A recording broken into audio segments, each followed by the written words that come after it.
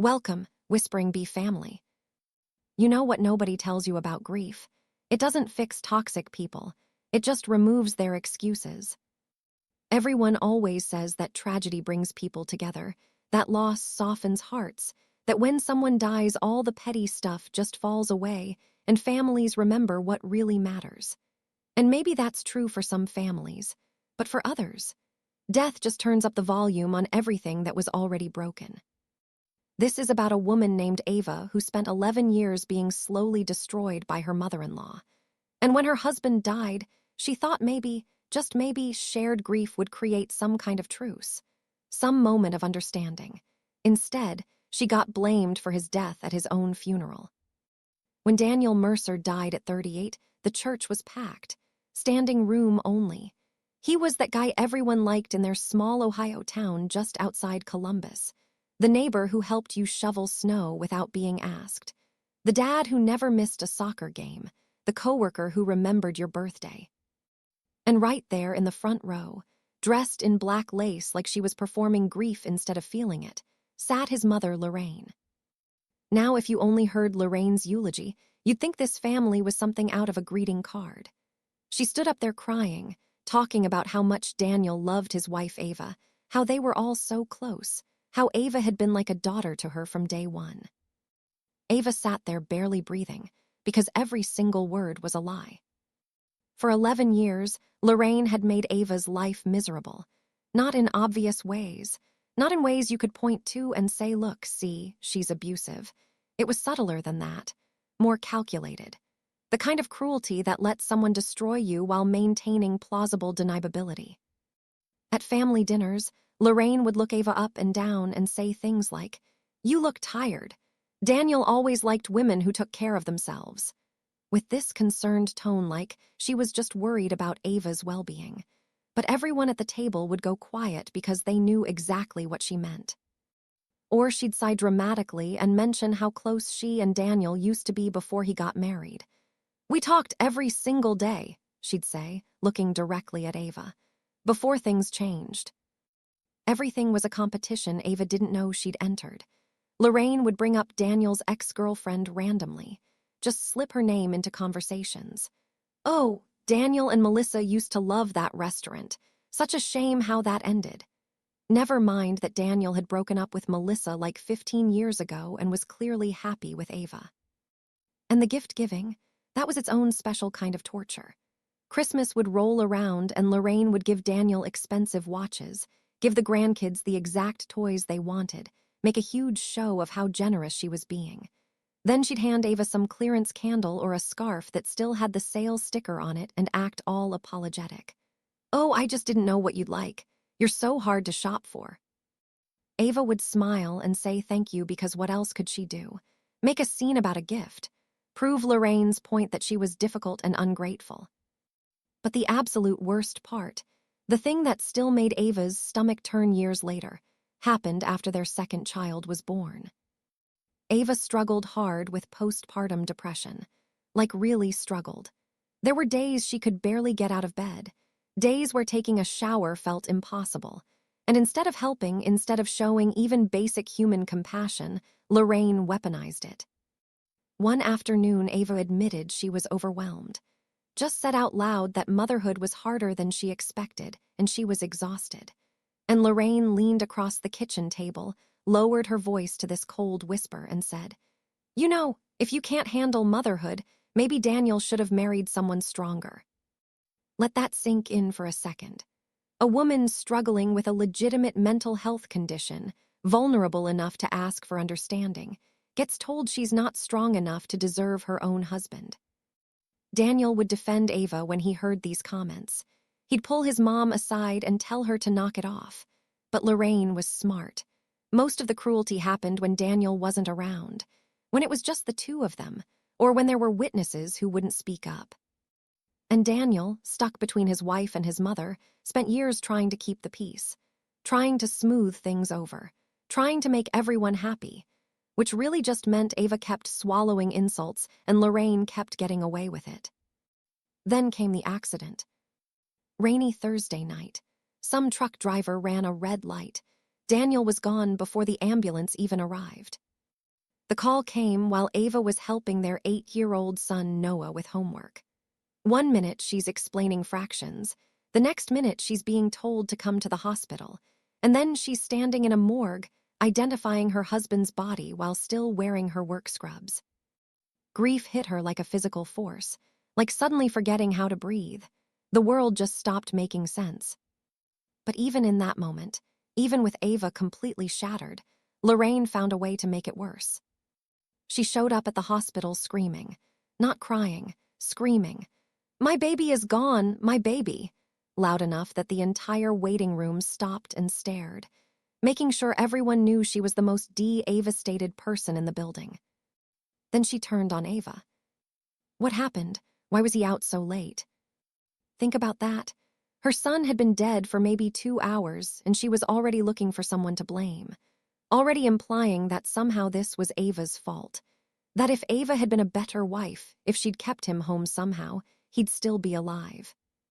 Ava was too numb to even respond.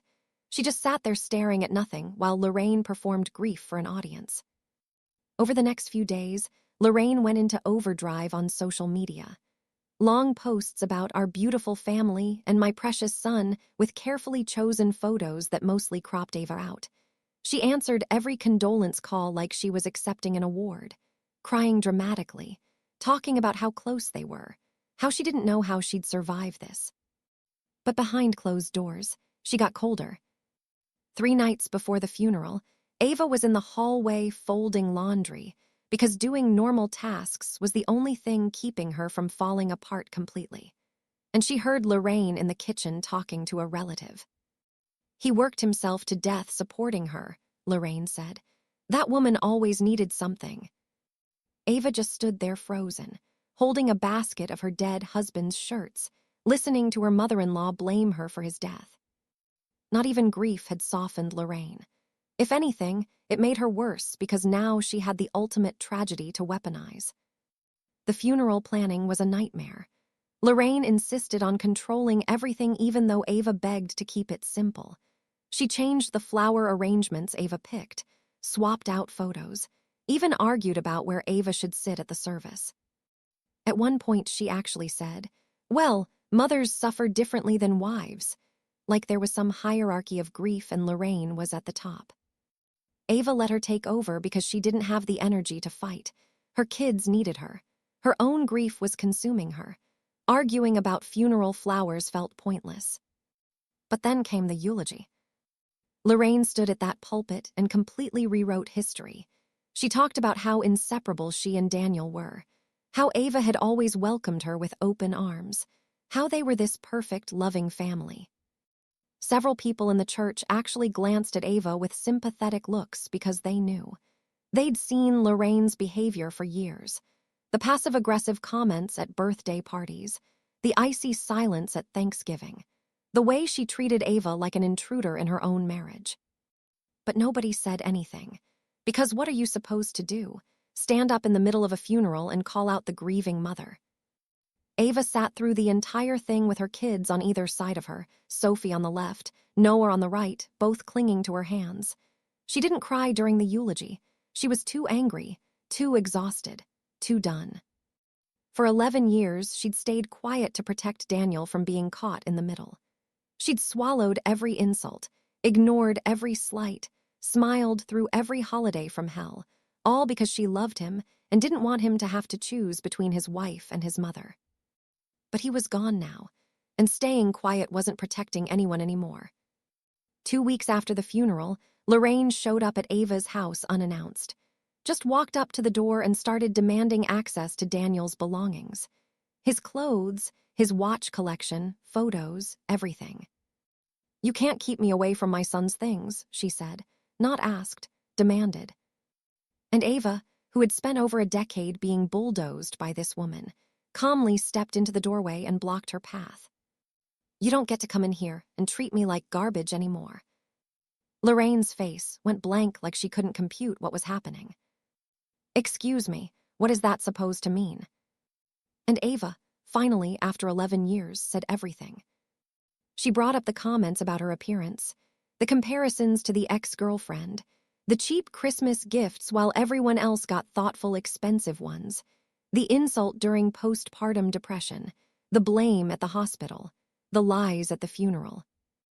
You spent 11 years making me feel like I wasn't good enough for your son, Ava said, and her voice was shaking but steady.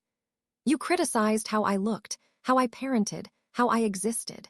And when Daniel died, you didn't even wait until he was buried before blaming me.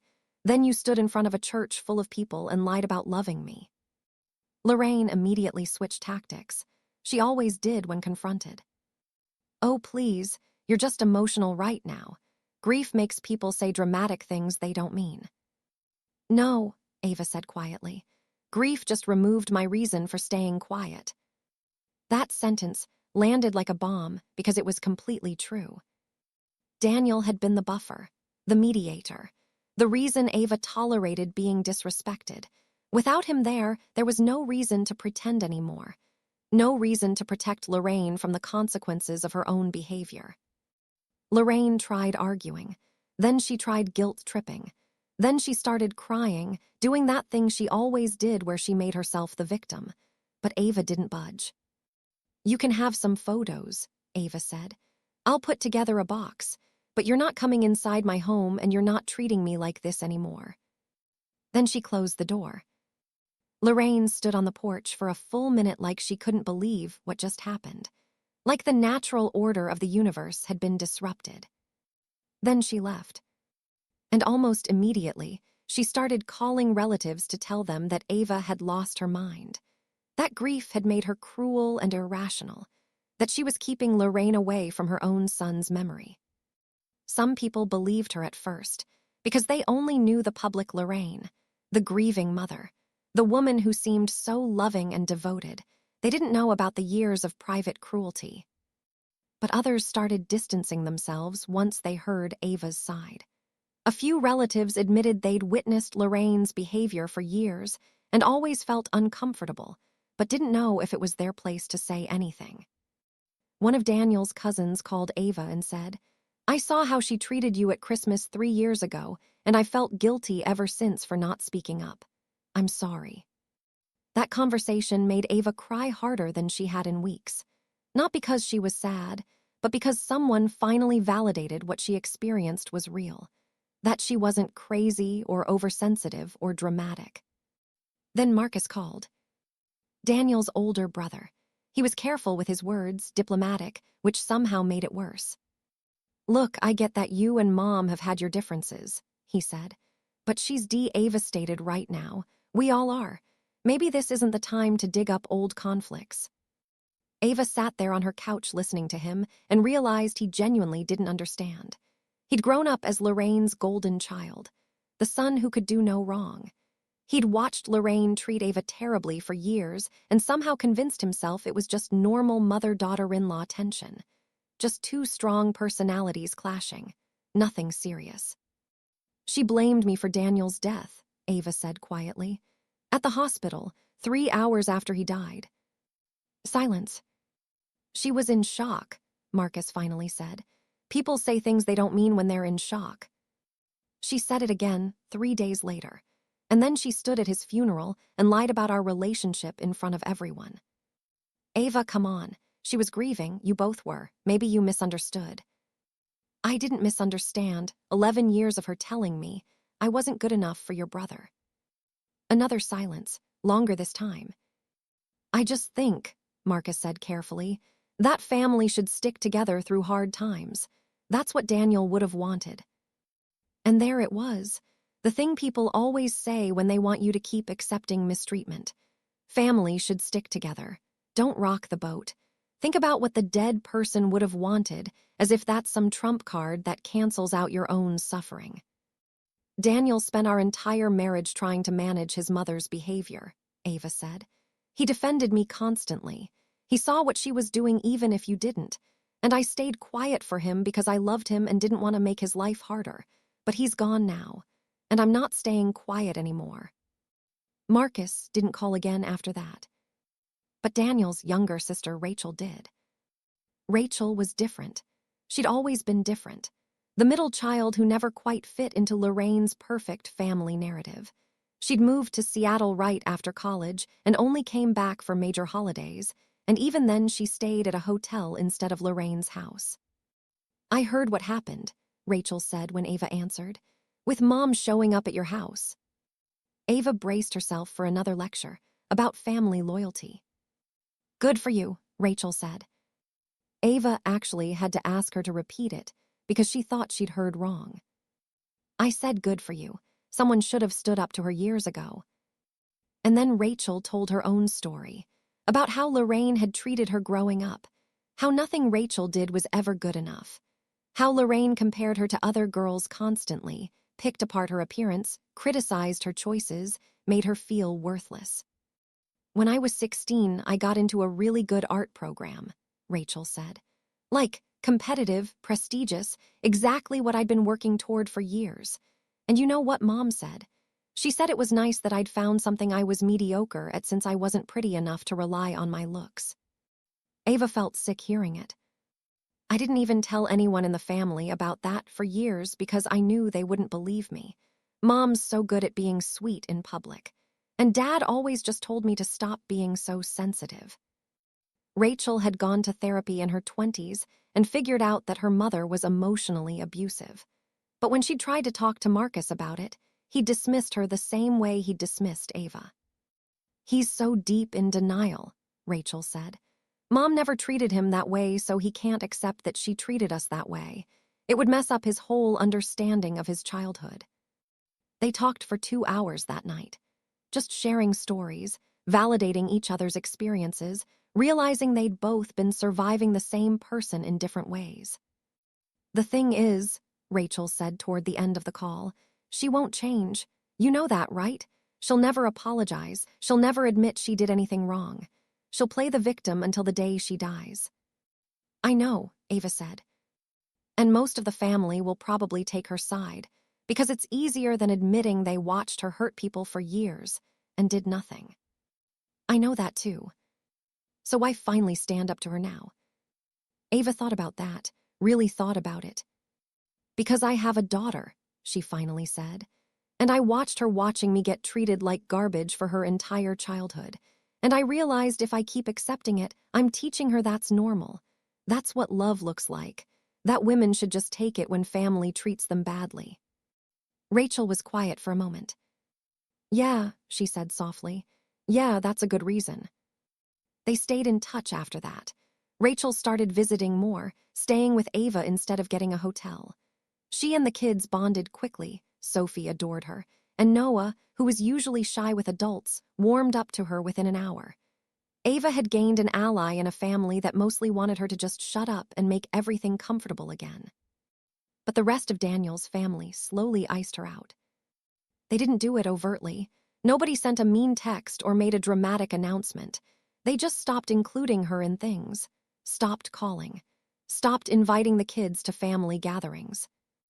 At first, Ava tried to maintain those relationships for the children's sake. She'd text Marcus about getting the cousins together. She'd reach out to Daniel's dad and suggest lunch. But she got polite excuses and vague promises of soon that never materialized.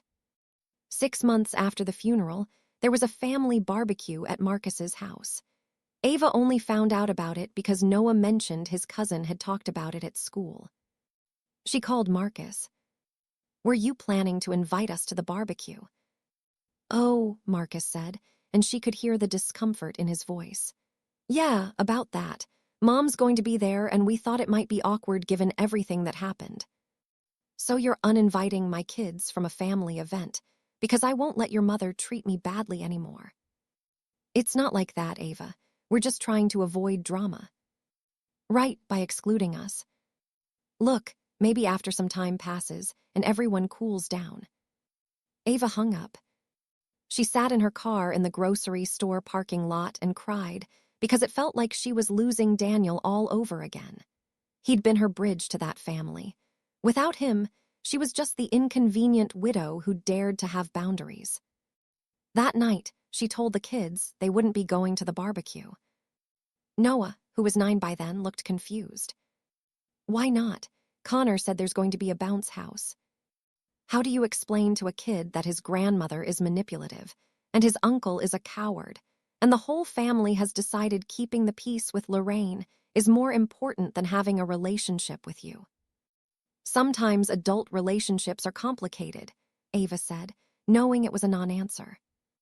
Is it because of Grandma Lorraine? Kids notice everything. They absorb the tension even when you try to hide it. Kind of, Ava admitted. Sophie, who was 11, spoke up then. She'd been quiet through the whole conversation. I don't want to go anyway, she said. Grandma Lorraine is mean. Ava felt her heart crack a little. What do you mean, honey? She's always saying things that sound nice but aren't nice. Like when she told me my dress was pretty for my body type. Or when she asked if I was really going to eat that second cookie at Christmas. She does it to you too. I've seen it my whole life. Her daughter was 11 years old, and she'd been watching Lorraine's cruelty and absorbing it, and learning that this was just how family worked. Ava pulled both kids into a hug. You're right, she said, and I should have protected you from that better. I'm sorry. It's okay, Mom, Noah said. You were trying to keep Dad from being sad. The fact that her 9-year-old understood that dynamic broke Ava completely. She cried into their hair while they patted her back and told her it was okay. These kids who'd lost their father and were now losing extended family because Ava wouldn't keep playing a role in Lorraine's fantasy. But that was a turning point, because Ava realized Sophie and Noah didn't need Lorraine's version of family. They needed something real. So she started building that instead. She started therapy. Actually good therapy with someone who specialized in grief and toxic family dynamics, a woman named Dr. Jessie Gilchrist. And just being able to say out loud, my mother-in-law was emotionally abusive, without someone immediately defending Lorraine was healing in itself. What you're describing is covert narcissistic abuse, Dr. Gilchrist had said in one of their early sessions. It's different from overt abuse because it's harder to identify and easier for the abuser to deny. The insults are wrapped in concern. The control is disguised as care, and outsiders usually can't see it because the abuser is so good at managing their public image. Having language for it helped. Understanding that this was a pattern, not just personality conflicts or bad luck, made Ava feel less crazy. The hard part, Dr. Gilchrist had continued, is that narcissists are really good at making you doubt your own reality. They'll do something cruel and then act like you're overreacting when you call it out. Over time, you start second-guessing yourself. Was it really that bad? Am I being too sensitive? Maybe I did misunderstand. Ava had nodded through tears because Dr. Gilchrist was describing her entire marriage. The constant self-doubt, the walking on eggshells, the feeling that maybe if she just tried harder, was better somehow, Lorraine would finally approve of her. But here's what I need you to understand, Dr. Gilchrist had said. Nothing you could have done would have changed how she treated you. This was never about your worth. It was about her need to control and diminish others to feel powerful. That took a long time to really sink in, because Ava had spent 11 years believing that Lorraine's treatment of her was somehow earned. That if she'd just been prettier, more domestic, more deferential, more something, then Lorraine would have loved her. But Rachel had been Lorraine's own daughter, and Lorraine treated her the same way. It wasn't about what Ava did or didn't do. It was about who Lorraine was. She enrolled in night classes to finish her degree, something she'd put off for years because between kids and Daniel's demanding job and managing Lorraine's drama, there was never time. She stopped apologizing for taking up space, stopped second-guessing every decision, stopped performing gratitude for scraps of basic human decency. The house that used to feel heavy, like the walls themselves were holding tension, started feeling peaceful. Sophie and Noah noticed. They were grieving their dad hard, but they also seemed lighter somehow, less anxious. She got closer with her own parents who lived a few hours away. They'd always been kind but distant, respecting the space Daniel's family had taken up. Now they stepped in more. Weekend visits, video calls, showing up to the kids' games and concerts. She connected with other widows through a grief support group, women who understood the specific hell of losing your partner young. They got together once a month for dinner and just talked honestly about how hard it was. No toxic positivity. No pressure to be grateful for the time they had. Just real conversations about grief and rage and fear and slowly finding your way forward. She built friendships with the other soccer moms and book club members and coworkers who'd always been friendly but casual. She let people in more, stopped pretending everything was fine, and found that vulnerability created deeper connections than she'd had in years. About a year after the barbecue incident, Rachel came to visit for the weekend. She and Ava were drinking coffee on the back porch while Sophie and Noah played in the yard. "Have you talked to Marcus lately?" Rachel asked. "No, you." "He called last week, asked if I thought you'd be willing to reconcile with Mom." Ava laughed, but it wasn't a happy sound. "What'd you tell him?" "I told him that reconciliation requires acknowledgement of harm. And since Mom would literally rather die than admit she's ever done anything wrong, he should probably stop holding his breath." "How'd that go over?" "He said I was being dramatic, told me I inherited Mom's flair for exaggeration." Rachel shook her head. "He really cannot see it. Even when I told him specific things she did to me, he finds ways to reframe them as misunderstandings or me being too sensitive." "Does that bother you?" "It used to. I spent years trying to make him see it, trying to prove to him that our mother was cruel. But you can't make someone understand something they're determined not to see." Ava nodded. She'd learned that lesson too. "The thing that kills me," Rachel continued, "is that Dad knows. He's always known. And he just let it happen. He'd see Mom tear me down and he'd just not intervene. Sometimes he'd tell me later in private that I shouldn't let Mom get to me. Like that was helpful advice instead of just another way of saying, accept the abuse quietly." "Is that why you don't talk to him either?"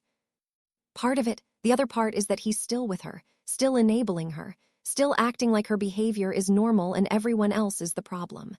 Rachel paused. "You know what he said when I told him I was going no contact with Mom? He said that's going to kill her. Not what did she do, not how can we fix this, just immediate concern for how my boundary would affect her." That hit Ava hard because it was so familiar. The way everyone always centered Lorraine's feelings. The way protecting Lorraine from consequences was always more important than protecting her victims from harm. "Do you ever regret it?" Ava asked. "Going no contact?" Rachel looked out at Sophie and Noah chasing each other across the yard. "No," she said firmly. "Best decision I ever made. My life got so much quieter, so much more peaceful. I didn't realize how much energy I was spending on bracing for the next criticism, the next comparison, the next subtle dig. Cutting her off gave me all that energy back." Ava wanted that peace, that certainty. She was getting there, slowly. Meanwhile, across town, Lorraine was struggling. She'd expected Ava to come crawling back eventually. Expected that time and guilt and social pressure would bring her back in line. But a year and a half had passed, and Ava hadn't budged. So Lorraine kept performing, kept telling the story where she was the devoted mother and Ava was the ungrateful villain.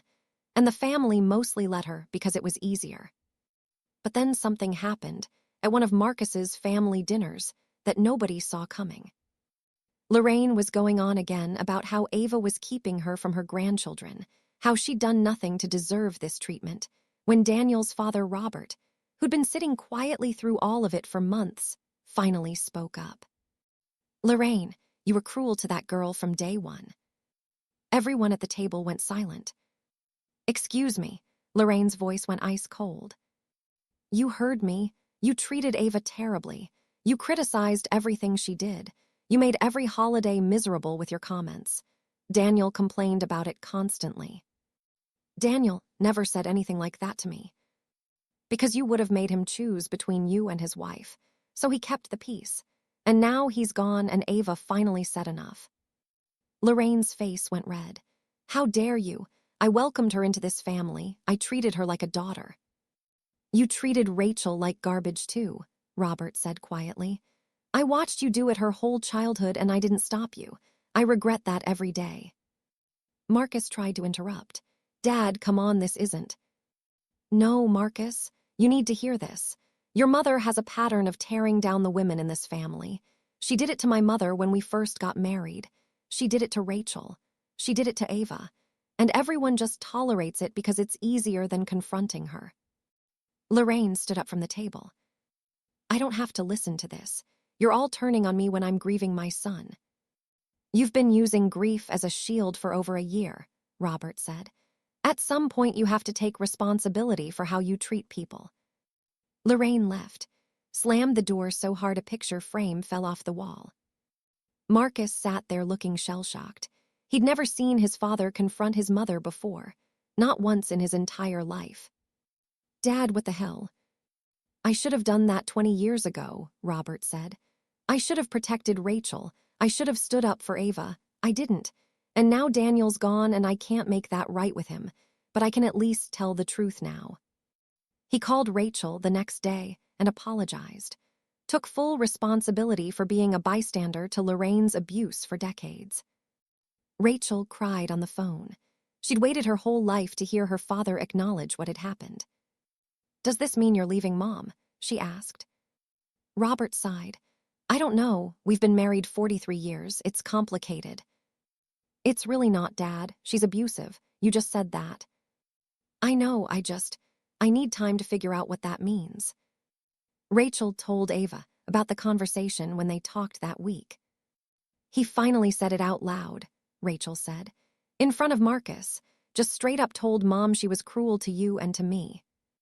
How do you feel about that? Ava asked.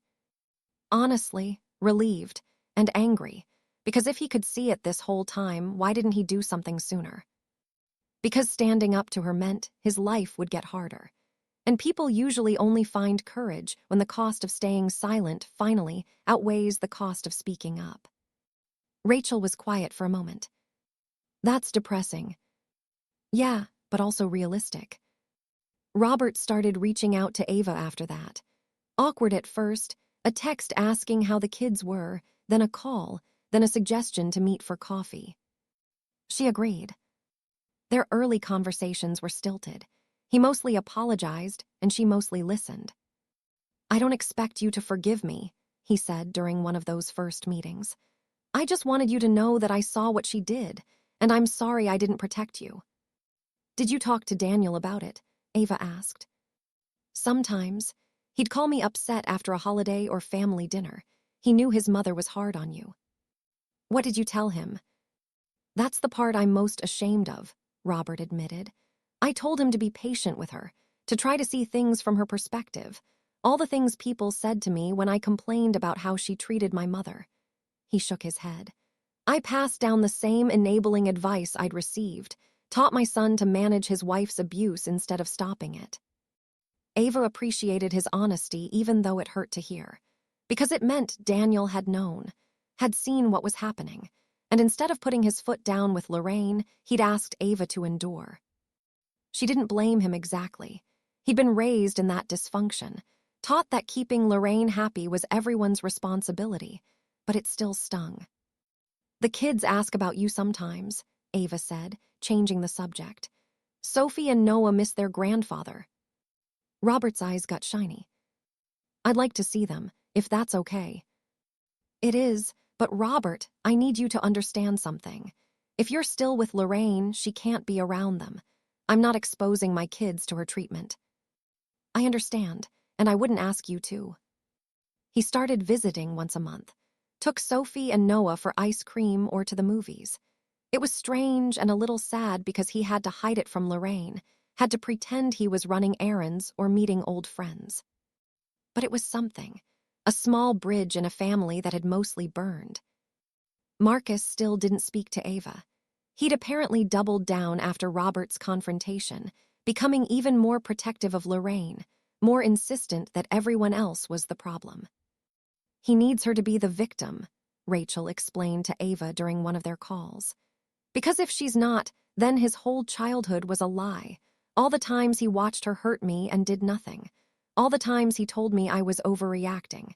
If he admits she's abusive, he has to admit he enabled it. It made sense, but it was still sad. Ava had once hoped Marcus would be a support system for the kids, an uncle who stayed close. Instead, He'd chosen protecting his mother's image over his relationship with his brother's children.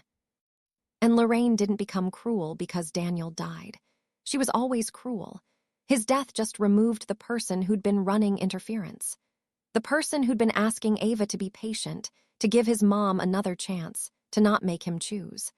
Without Daniel there to smooth things over, Lorraine's behavior was finally exposed for what it always was. 3 years after Daniel died, Ava went on a real date for the first time. His name was James. He was a teacher at Noah's school, divorced with 2 kids of his own. They'd chatted at a few parent events and he'd finally asked her to dinner. She almost said no because the guilt felt overwhelming, like moving forward meant leaving Daniel behind. But Dr. Gilchrist had been preparing her for this. "You're allowed to build a new life," Dr. Gilchrist had said. "That doesn't dishonor Daniel's memory, it honors your survival." So Ava said yes. The date was nice. Not fireworks, but comfortable. Easy. James was kind and funny and didn't push when she mentioned she wasn't sure she was ready for anything serious. "No pressure," he said. "We can just see how it goes." They started seeing each other casually. Coffee, lunch, eventually dinner with the kids from both families, which was chaotic and loud and sweet. Sophie approved immediately. "He's nice to you, Mom. Not nice in the way that has a hidden insult attached." Ava hugged her hard. "You deserve someone who's nice to you too, baby." "I know," Sophie said. "You taught me that." And there it was. The reason all of it mattered. The reason standing up to Lorraine, setting boundaries, choosing herself, all that hard, painful work was worth it.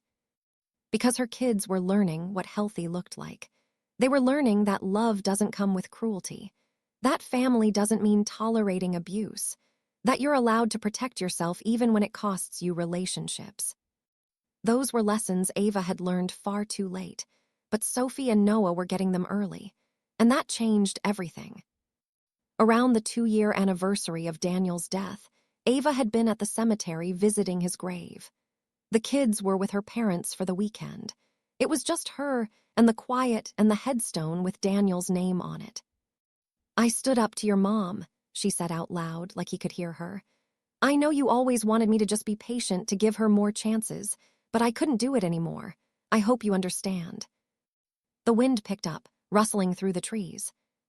"The family mostly chose her. Marcus won't talk to me. Your dad sends awkward Christmas cards, but that's it. Rachel's still around, but that's about it." She traced Daniel's name on the headstone. "And I'm okay with it. That's the weird part. I thought losing your family would destroy me on top of losing you.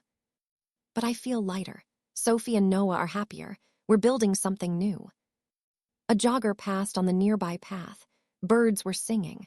Life was just continuing like it always does. "I miss you," Ava said. "Every single day. But I don't miss the version of me that existed to manage your mother's feelings. That person was exhausted. She was disappearing." When she finally left, she realized she felt peaceful in a way she hadn't in years. Not happy exactly. Grief was still there, but peaceful. 4 years after Daniel's death, Lorraine sent a text out of nowhere. "I'm having health issues. I'd like to see my grandchildren." Nothing else. No apology. No acknowledgement of the years of silence. No recognition of what she'd done. Just a demand wrapped in a medical update. Ava showed the text to Dr. Gilchrist during their session. "How do you feel about it?" Dr. Gilchrist asked. "Honestly, nothing. It's weird. I thought I'd feel angry or guilty or something, but I just feel nothing." That's called healing. When someone who used to have power over your emotions no longer does. Ava didn't respond to the text, didn't feel the need to explain or justify, just deleted it and moved on. A week later, Marcus called. She didn't answer. He left a voicemail. "Ava, Mom's sick. She has stage 2 breast cancer. She wants to see the kids before treatment starts. I know you guys have had issues, but this is serious. Please call me back." Ava listened to it twice, then called Rachel. "Did you know about Lorraine's diagnosis?" "Marcus texted me yesterday. Apparently, she found out a month ago and didn't tell anyone because she was hoping it would just go away. That sounds like her. Deny the problem until it can't be denied anymore. Are you going to let her see the kids? Ava thought about it, really thought about it. No, she finally said, because she's still the same person. Cancer doesn't change who someone is, and I'm not teaching Sophie and Noah that people get access to you just because they're sick. Good, Rachel said, because she called me too, wanted me to convince you. I told her no. How'd that go? About how you'd expect. She cried and said we were both cruel and heartless, and she'd never done anything to deserve this treatment. Did she apologize for anything? For how she treated you growing up? For what she did to me? Of course not. She's incapable of it. Even facing cancer, she can't admit fault. Ava felt sad about that. Not for Lorraine, but for what could have been. If Lorraine had been capable of self-reflection, of change, they could have rebuilt something. Sophie and Noah could have had a grandmother. Ava could have had closure. But Lorraine was who she was, and Ava had to accept that. She called Marcus back and told him her decision. He was quiet for a long moment. So you're really going to keep her grandchildren away from her while she's fighting cancer? I'm protecting my children from someone who's been emotionally cruel for their entire lives. Her having cancer doesn't change that. Jesus, Ava, that's cold. No, Marcus. What's cold is spending years tearing someone down and then expecting them to show up when you need something. What's cold is never apologizing and acting entitled to forgiveness anyway. She's my mother, our mother, Daniel's mother. And she was cruel to all of us in different ways. You just can't see it because you weren't the target. Marcus hung up. Later, Robert called. I heard about Lorraine, Ava said. I'm sorry she's sick, but I'm not changing my boundaries. I know, Robert said quietly, and I don't blame you. Is she going to be okay? Probably. It's early stage. Good prognosis with treatment. She starts chemo next month. I hope it goes well. And Ava meant it. She didn't wish suffering on Lorraine. But she also wasn't going to sacrifice her peace or her children's well-being to make Lorraine's illness easier. She asked if I thought you'd come around, Robert said. If the cancer would change your mind. What did you tell her? That she should have treated you better when she had the chance. Ava felt tears prick her eyes. Thank you. It's the truth, and I should have said it years ago. They talked for a while longer. Robert said he was considering leaving Lorraine once her treatment was over. That living with her had become unbearable now that he'd finally admitted what she was. 43 years is a long time, he said, but I don't want to spend whatever time I have left enabling abuse. After they hung up, Ava sat with everything. Daniel had been gone 4 years. Sophie and Noah were thriving. She had a life that felt honest and peaceful. She'd survived the worst thing she could imagine and come out the other side changed but intact. And Lorraine was sick, playing the victim until the end, still unable to see how her own choices had isolated her. Because at a certain point, you have to decide if you want to be right or if you want to be free. If you want to keep explaining yourself to someone who'll never listen, or if you want to build a life with people who actually care. Ava chose freedom. And slowly, year by year, that freedom became something she didn't have a word for when she was married. Something she'd never thought to want because she'd been too busy surviving.